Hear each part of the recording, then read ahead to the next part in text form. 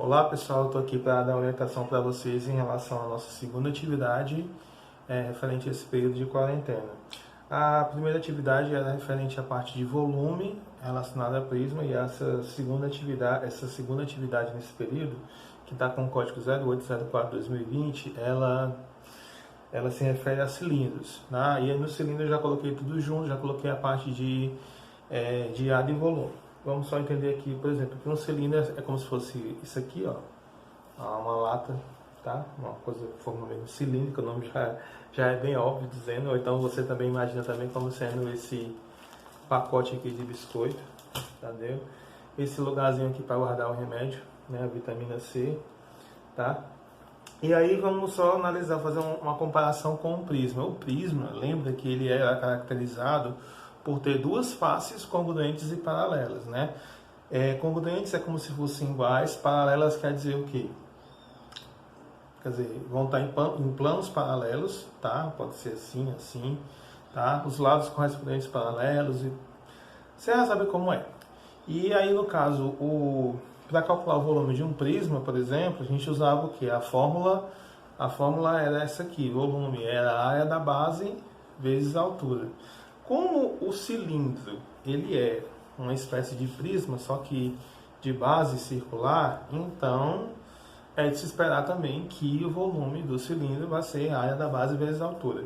O que torna o assunto de cilindro até mais fácil que prisma, porque no prisma a dificuldade estava em relação àquela coisa da base ser muito variável. Ela pode ser um triângulo, pode ser um quadrado, pode ser um trapézio. E aqui, no caso, o cilindro, a base, é necessariamente um círculo.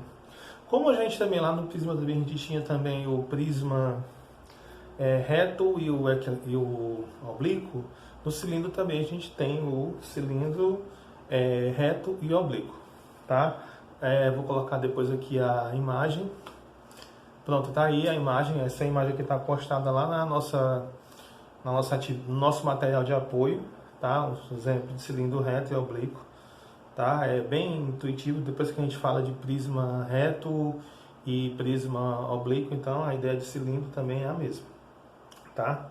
Só que, claro, é diferente, obviamente tem alguns elementos que não tem no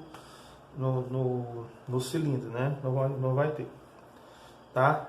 Então, basicamente é o quê? Vamos contar aqui a história. Para você calcular, por exemplo, a base é um círculo, né? Aqui é um círculo. Aí você vai lembrar que a área de um círculo é π vezes raio ao quadrado. Então, a área da base é πr2. Tá aí a fórmula, π raio ao quadrado, tá?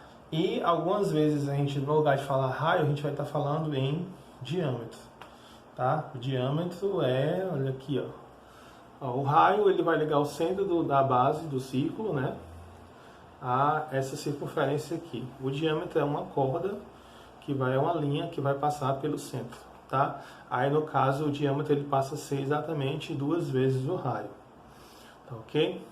Então vamos só relembrar aqui a fórmula. A fórmula do círculo é π raio ao quadrado, então portanto no cilindro tanto sendo reto como oblíquo, a área da base é πr2, tá? Mas como a gente vai trabalhar mais com o cilindro reto, que é o mais simples que a gente tem, né, de se trabalhar, aí a gente vai ter o quê? Que a distância das bases é a altura, tá? Então essas fórmulas que eu vou apresentar agora a seguir não funcionam para o cilindro oblíquo, tá?